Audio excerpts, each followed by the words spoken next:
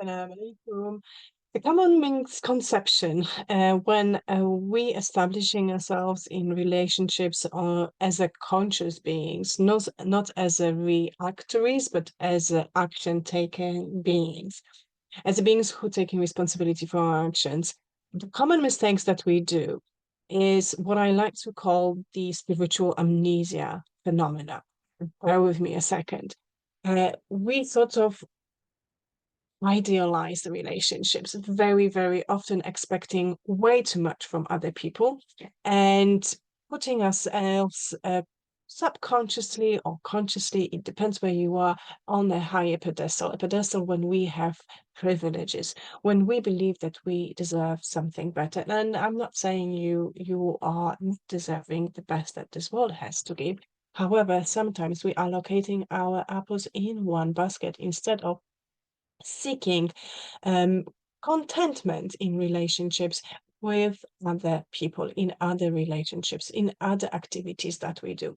Why do I call it spiritual amnesia? Well, you and me, accordingly to Islamic teachings and other spiritual teachings and other religious teachings, we had been created as a souls way before we had been experiencing this dunya as a soul and a body. And living in spiritual reality, living as a soul was somehow idealistic, was somehow like a pre-Jannat like. It was somehow beautiful and it just makes sense. We were living in tribes. And those tribes, they were characterized by certain virtues and by certain vices. We've been living with our soulmates. There was a hierarchy, there was a security, there was safety, there was closeness to Allah subhanahu wa ta'ala. There was absolutely no doubt that our fitra is upon the right direction, believing in one God. And then we had been, not by our choice, but the Mother of Allah subhanahu wa ta'ala, we've been incarnating into the wombs of our mothers, and we become forced into getting more accustomed with this life in this dunya and with blood relatives. Blood relatives are not the same as soul relatives. You do recognize your spiritual brothers and sisters. How do I know that? Because sometimes you meet a person and you can't stop talking, you can't stop chatting, you just feel comfortable, you just feel at home.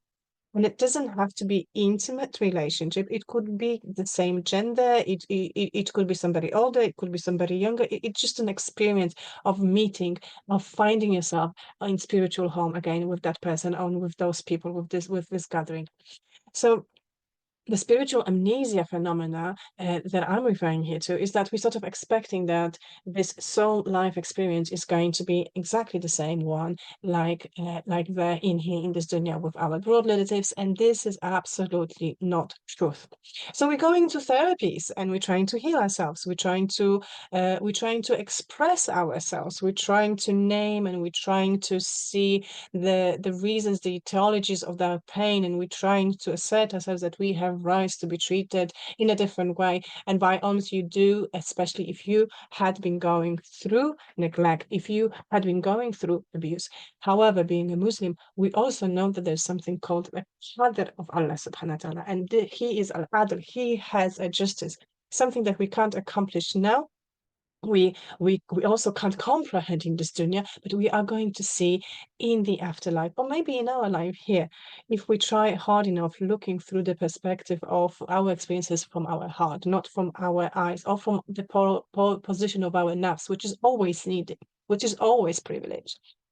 So this common mistake of expectation of being privileged that we do, I relate to the spiritual amnesia. We're no longer there. Inshallah, this is something that will happen after Day of Judgment for all of us, and may Allah grant you and me, all of us, the highest level of Jannah. But for now, we have to live in the reality of Surah Baqarah, and that is, I'm surely going to test them with something of the hunger, fear, and the loss.